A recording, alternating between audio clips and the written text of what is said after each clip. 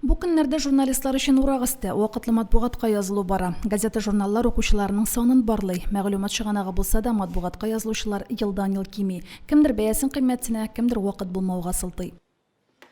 Җирле матбугатка язылу, инде электән калган матур традицияләребезнең берсе. Әби-бабаларыбыз да бик яратып укый иде Авылутлары газетасын. Инде шуннан күчеп әти-әниләр һәм үзем дә бик яратып алам, язылабыз. Менә без яшәгән урамда әле почта хезмәте булмаса да, без инде альтернатив язылуны өстен күреп, газетаны редакциядән барып алабыз. Авылутларына әллә качан язылып куйдым, мин кыйммәт чагында ук birinci şuna yazıldım газета. İrek meydanına yazıldım. Ondan Yesmine'ye yazıldım. Tağın birisine kızıqıp tağın yazıldım Erbuat'ına da. Yazılıyor indi. Rahat bir toku. Oğluktan ketip duram men de 30 yıl poçtada işledim. Бар ona yazıldım. Biz indi Avulutlары газетасына һәр даим язылып барабыз ел сайын. Бәясенә карамыйбыз, чөнки бүтән район яңалыкларын без гәҗиттән укып беләбез. Бигрәк тә инде безнең гаиләдә әни яратып укый бу гәҗитне. Чөнки өлкән кеше әле ул интернетлардан информацияны ала белми һәм гәҗит инде алар өчен менә көндәлек яңалыкларны белеп тору өчен кызыклы матбугат булып тора. Киләсе ярты еллык өчен Авылутлары газетасына язылу бәясе 890 сум 70 тиен, атнага бер чыгучы сельский огнига 810 сумнан язылырга мөмкин. Ә бу нәшә 10 көнлеге кысаларында вакытлы матбугатка ташламалы бәядән язылырга була.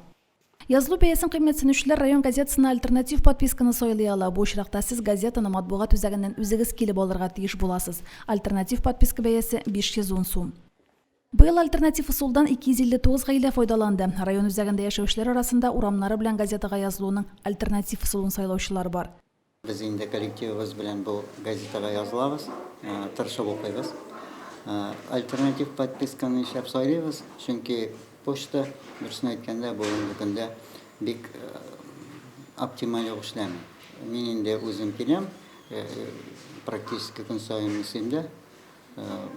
Шуңа Грем, алам, алып кайтам, кешеләр шул көнне газетаны алып укыйда башлыйлар.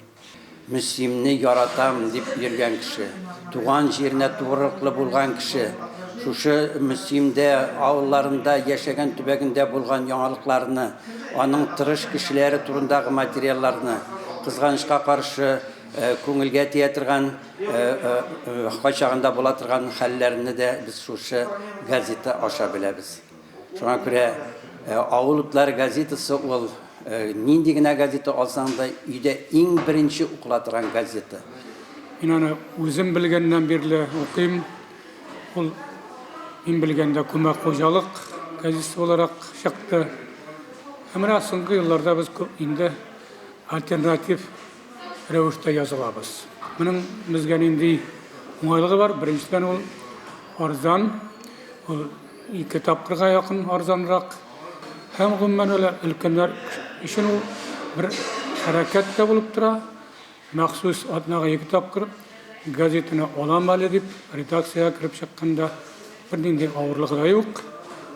Яздыру өчен газета журналлар төрле усуллар файдалана. Кызыксындыру максатында бүләк уйнатучылар да күп. Авылутлары да бүләк уйната. Татмедиа акционерлык җәмгыяте оештырган санаторийга 2 юллама акциясендә дә катнашырга мөмкин. Моның өчен район газетасына һәм Татмедианың кимендә бер журналына язылу шарт. Журнал дигәннән Сөембикә һәм Казан утлары журналларына да альтернатив усул белән район редакциясендә язылырга мөмкин. Бу очракта абунәчеләр журналларны Мөслим матбугат үзәгеннән килеп алырга тиеш була. Сөембикә журналы язылучылар арасында бүләкләр уйната. Моның өчен сезгә киләсе ярты еллыкка я 1 елга язылу квитанциясын безнең редакциянең адресына җибәрергә кирәк. Электрон почтага җибәрсәгез дә ярый. Ә безнең бүләкләр менә шушы: 2 ит тарткыч, 2 яшелчә киптергеч һәм 2 гриль булачак. Бәя арту, финанс чыгымнары газета белән дуслыкка киртә булмас, юллар аерылмас дип ышанасы килә. Римма Авзалова, Динар Менхаҗев, Мөслим телевидениесе.